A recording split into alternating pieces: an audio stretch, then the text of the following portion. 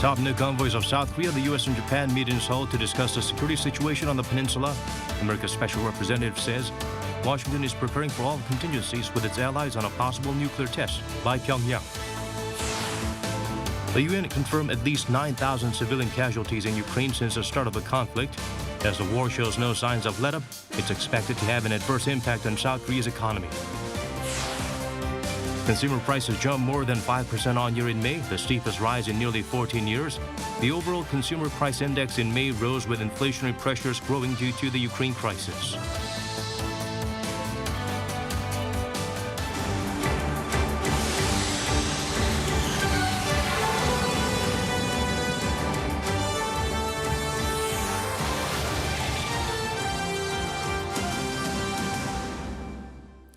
Hello and welcome to our newscast. I'm Daniel Chen. Let's begin with our top story. Top nuke envoys of Seoul, Washington, and Tokyo held talks to discuss the situation on the peninsula. During the session, Sung Kim pointed out North Korea appears to be preparing for a nuclear test and that the U.S. is ready to respond. Min Suk-hyun starts us off. The top nuclear envoys of South Korea, the U.S. and Japan met in Seoul on Friday to discuss the security situation on the Korean peninsula. The talks come as concerns rise that North Korea could soon conduct its first nuclear test in nearly 5 years. Speaking to reporters, U.S. Special Representative Sung Kim said Pyongyang is preparing for a 7th nuclear test at its Punggye-ri test site, adding that Washington is preparing for all contingencies with its allies. We are preparing for all contingencies in close coordination with our Japanese and ROC allies. Furthermore, we are prepared to make both short and longer-term adjustments to our military posture as appropriate in responding to any DPRK provocation, and as necessary to strengthen both defense and deterrence to protect our allies in the region. Stressing that Pyongyang's unlawful and destabilizing activities would have consequences, Kim warned the international community will not accept them as normal. The U.S. envoy also reiterated that the only viable path for the regime was diplomacy and that Washington is committed to seeking dialogue with the North. Attending Friday's press briefing at the Foreign Ministry in Seoul, South Korea's newly appointed nuclear envoy Kim Gun highlighted the importance of trilateral cooperation and said that North's relentless pursuit of nuclear weapons will only strengthen their deterrence.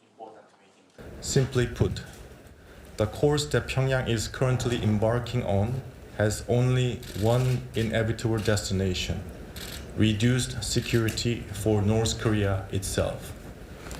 Besides, prolonged isolation will only worsen the already dire economic situation. Japanese envoy Takehiro Funakoshi agreed to work with South Korea and the U.S. closely, vowing to enhance regional deterrence, including trilateral security cooperation. On the COVID-19 outbreak in North Korea, the top envoys shared concerns and called on the regime to accept their offers for humanitarian assistance. Friday's trilateral meeting marks the first of its kind in 4 months and the first since South Korean President Yoon took office. Min Suk-hyun, Arirang News. Vice Foreign Ministers of South Korea, the U.S. and Japan will discuss North Korea issues in Seoul next week. Choi Hyun-dong, Wendy Sherman, and Takeo Mori will reaffirm the importance of cooperating on issues of mutual concern, including Pyongyang's nuclear program. The three countries take turns hosting regular meetings. The previous one in November was held in Washington. Next week's session is the first one since President Yoon took office. President Yoon Suk-yeol engaged in talks with U.S. experts on diplomacy, citing his earlier meeting with President Biden. The South Korean leader stressed the need to expand the nation's diplomatic contributions. Yoon Jung-min zooms in on the move to strengthen the alliance. Strengthening the Seoul Washington alliance and on that basis, strengthening South Korea's diplomatic contributions. According to President Yoon Suk-yeol, that's what needs to happen as he met on Friday at his office with U.S. experts on security and diplomacy, experts who also have a deep understanding of Korea. 또 한미 관계를 글로벌 차원의 포괄적 전략 동맹으로 발전시켜 나가는 것이 양국의 국익에 부합하는 것으로서 이렇게 해나갈 확고한 의지를 가지고 있습니다. 이를 위해서 굳건한 한미 동맹을 토대로 한국의 역할과 책임을 확대해 나갈 생각입니다. The meeting was joined by former Deputy Defense Secretary Paul Wolfowitz, the founder of the Heritage Foundation Edwin Fulner, and senior fellow at Harvard's Balfour Center Karen House. They were visiting Seoul for a ASEAN Foundation symposium to celebrate 140 years of Seoul Washington diplomatic ties. President Yoon noted that his meeting with U.S. President Joe Biden earlier in Seoul focused much on ways to upgrade the bilateral alliance, something on which the two leaders completely saw eye to eye. 바이든 대통령이 방한하셨을 때에도 이러한 한미 동맹의 비전에 대해서도 바이든 대통령님과 확고한 공감대를 구축할 수 있었습니다. 장시간 대화를 통해 우리가 추구하는 한미 동맹의 발전 이상이 아주 정확히 일치한다는 점을 확인할 수 있었고. The South Korean leader stressed yet again the importance of maintaining an international order based on liberal democracy and the market economy, which seems to align with the values of the Biden administration. President Yoon has been stressing and pledging the restoration of a comprehensive strategic alliance with the United States as the centerpiece of a South Korean foreign policy and has stated his desire to make Korea the global pivotal state. Yoon Jung-min, Arirang News. South Korea is ending the rule requiring unvaccinated people arriving from overseas to self-isolate from June 8th. Prime Minister Han Duck-soo made the announcement in a COVID-19 response meeting. He also said the number of flights arriving in the country will return to normal, about 40 an hour, and there will be no more curfew on arrivals at Incheon International Airport. Still, people will need to get a PCR test within 3 days of arriving in the country, regardless of vaccination status. The nation's daily virus tally stood at 12,542. There were 17 more deaths. 160 people were severely ill. The Russian embassy in North Korea says COVID-19 antivirus measures in Pyeongyang have been practically lifted. TASS reported Thursday since May 29th, officials at the embassy were permitted to go downtown to do grocery shopping.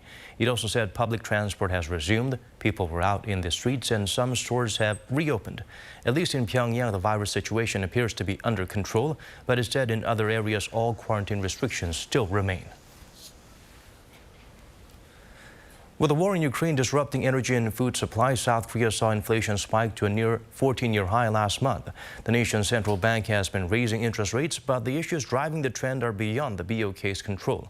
Kim Hyun-sung helps us look beyond the digits. Consumer prices jumped more than 5% on year in May, the steepest jump in nearly 14 years. This is according to Statistics Korea on Friday. The last time prices rose this much was back in 2008, during the global financial crisis. But what's different this time is that the high inflation could last a lot longer. Today, the problem is more cost-oriented, supply-oriented. So it's going to be much more long-lasting than 2008. Behind the inflationary pressures are Russia's war on Ukraine and supply disruptions.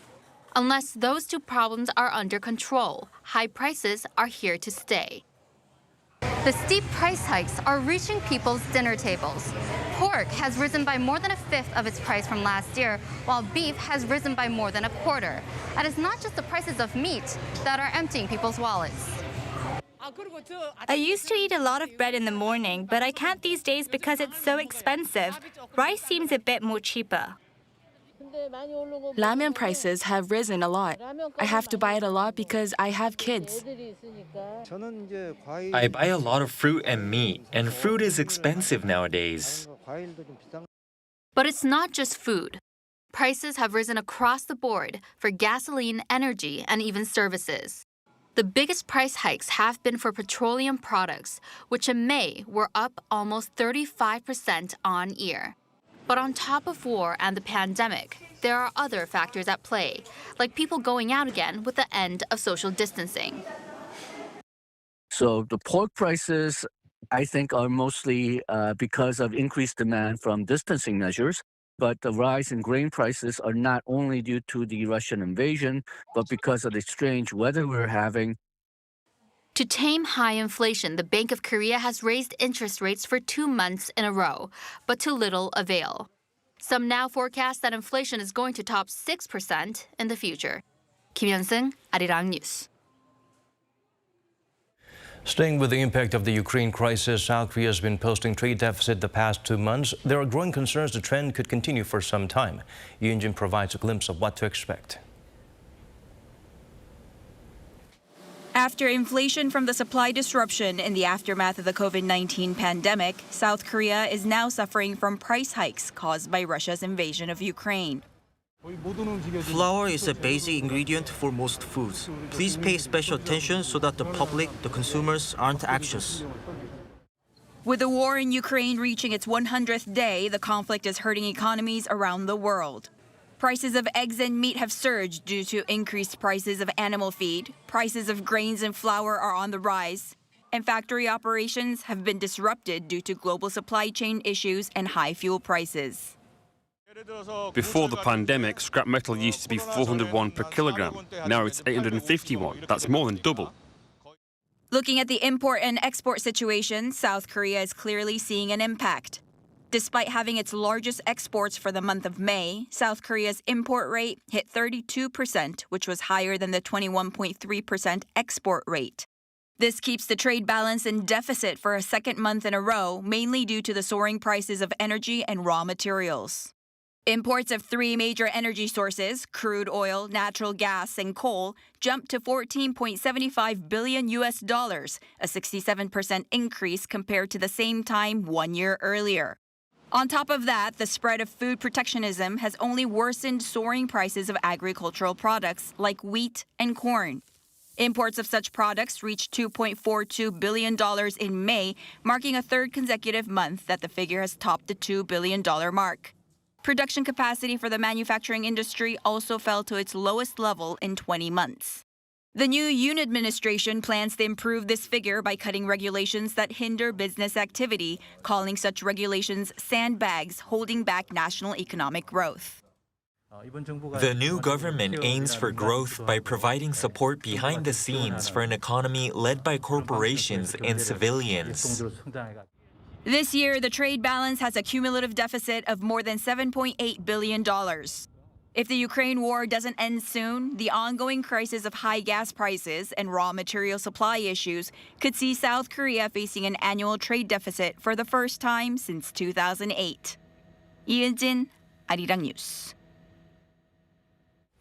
South Korea is seeking to develop more unicorn companies. The government will foster startups by abolishing unnecessary regulations and providing tax benefits.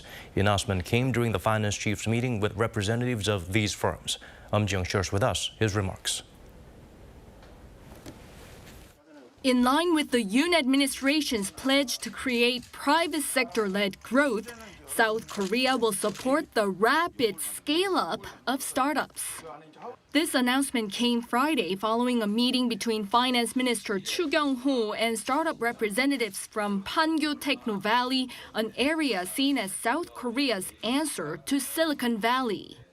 Chu said developing venture companies will be the key to reaching national competitiveness.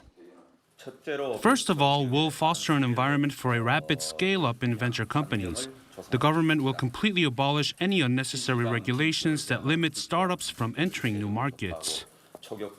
He added that the government will discover and actively support leading firms in future industries and reform universities as incubators for startups.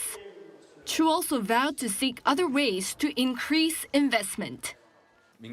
We'll form a virtuous cycle of more private-led investment. In terms of the creation of venture funds, there will be reforms to the regulations and tax benefits will be provided. He said venture capital companies that are connected to the nation's conglomerates will be expanded as well for more innovation. Chu also emphasized the need to discover and foster world-class unicorn companies so that they can grow even further both at home and abroad. His pledges will be included in the Yoon administration's set of new economic policies to be announced next month. Ji-young, Arirang News.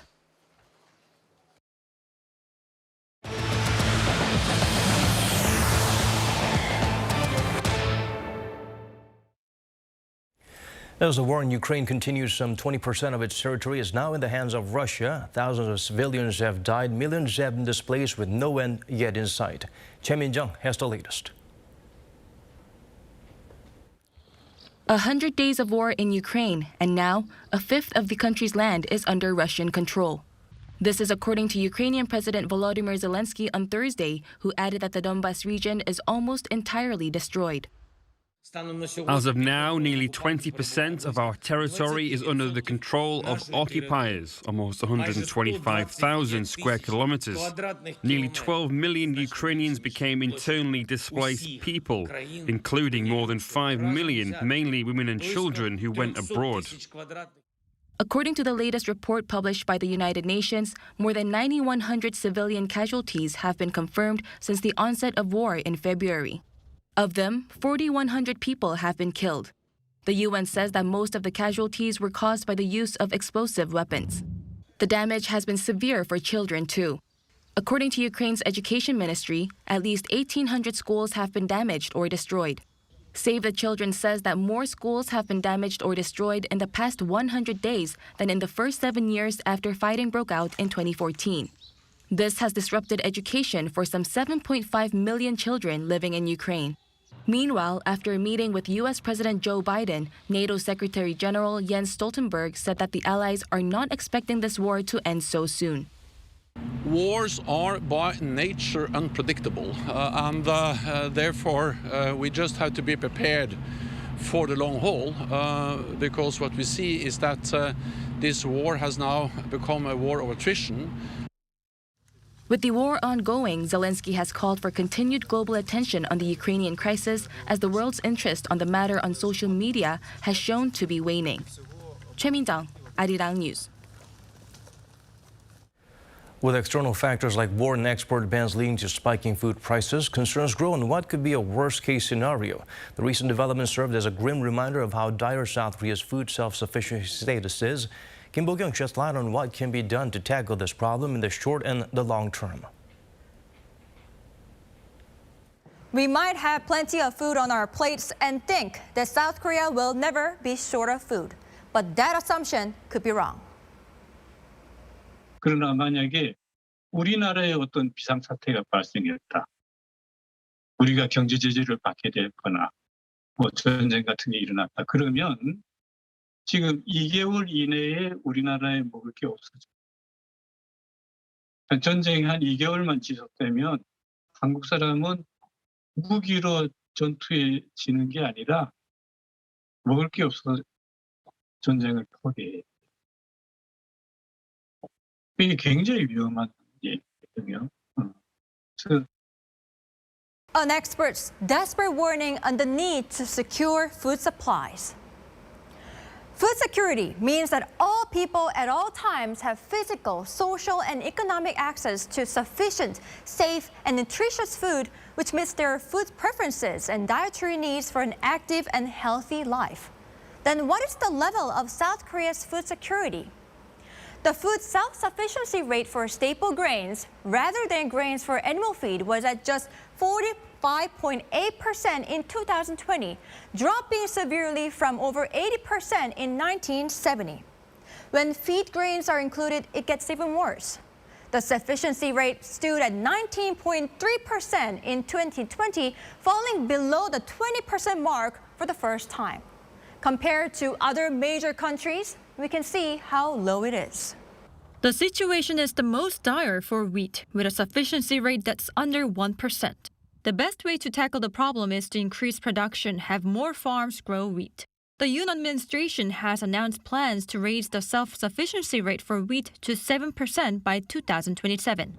The government has been buying wheat through the Industry Promotion Act since 2021, where it makes contracts with farms in advance to boost cultivation. Some say increasing the domestic wheat purchase price would be the answer, but farmers say giving incentives could be a better solution. Production costs are twice as expensive, naturally leading to a price gap between processed products. If the purchase price goes up, it's a burden for companies as the price competitiveness goes down. Instead of raising the purchase price, the government should come up with incentives. Another way to tackle the food security crisis is to find ways to store more food. Currently, the government and the Korea Agro-Fisheries and Food Trade Corporation store grains at 14 storage bases. To expand grain reserves, more bases are needed. If the wheat reserves are expanded, it will be difficult to store all of that in our 14 bases. And to have a variety of kinds of grain stored, there should be specific facilities for each category of grain. Another way to tackle the issue at an individual level is to reduce food waste. We need to minimize the amount of food thrown away before it expires.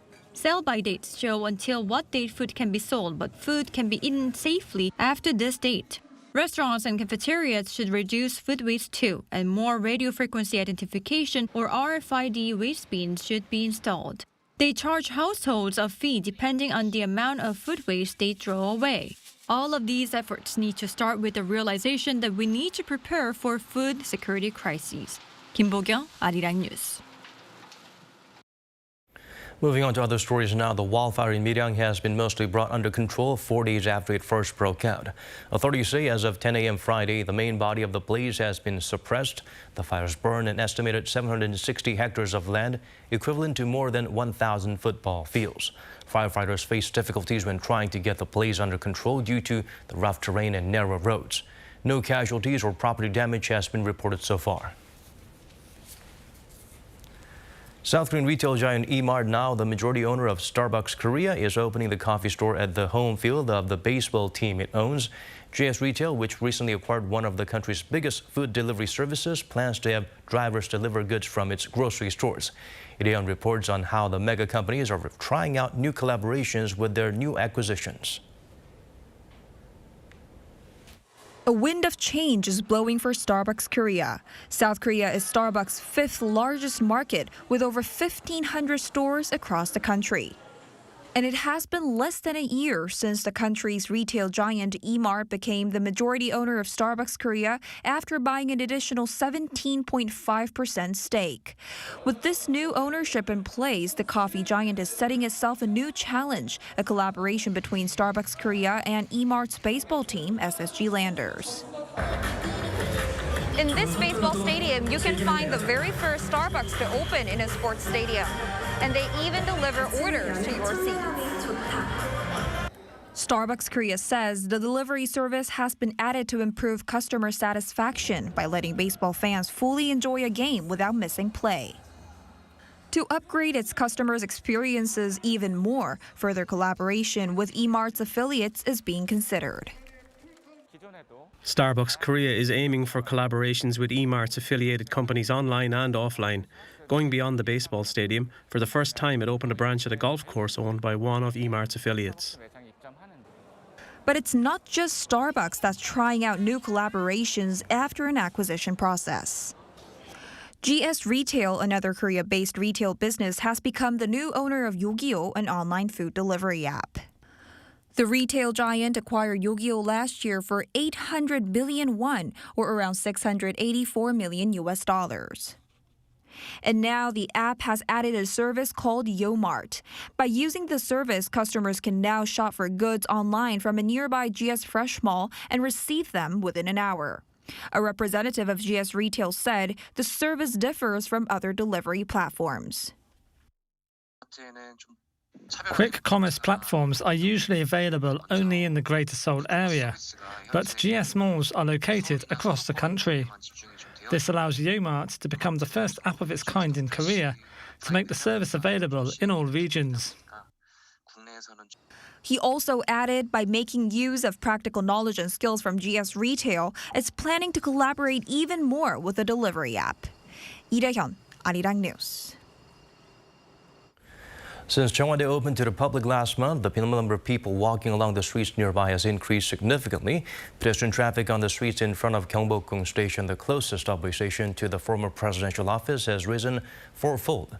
Before the grounds were opened, the streets got a little over 7,200 pedestrians a day.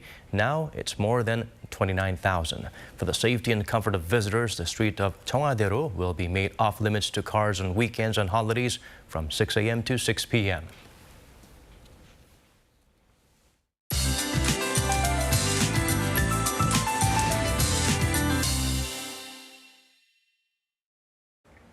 This next long weekend is forecast to be cloudy with more sweltering conditions. Cloudy skies will linger for the capital region for the next couple of days. Muggy and hot conditions of nearly 30 degrees Celsius will take over until this Sunday. Parts of the east will see breezier temperatures with a chance of rain for both Sunday and Monday. Meanwhile, dry conditions are persisting across eastern regions. Keep in mind that dry weather advisories are still in place for Gyeongsangdo and parts of Chungcheongdo provinces as well.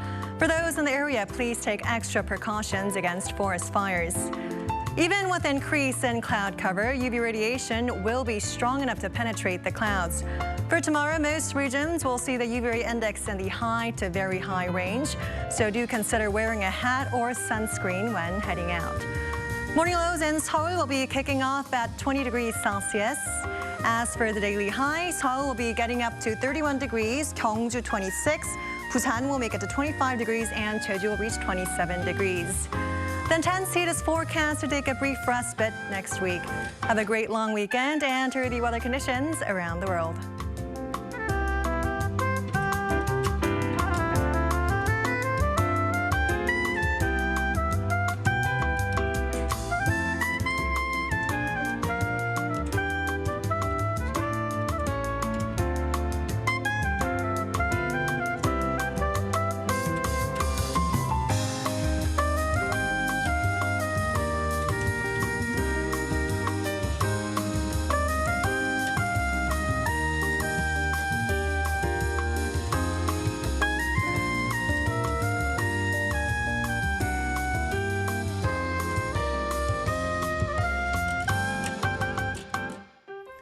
That's all from us. Thank you for watching.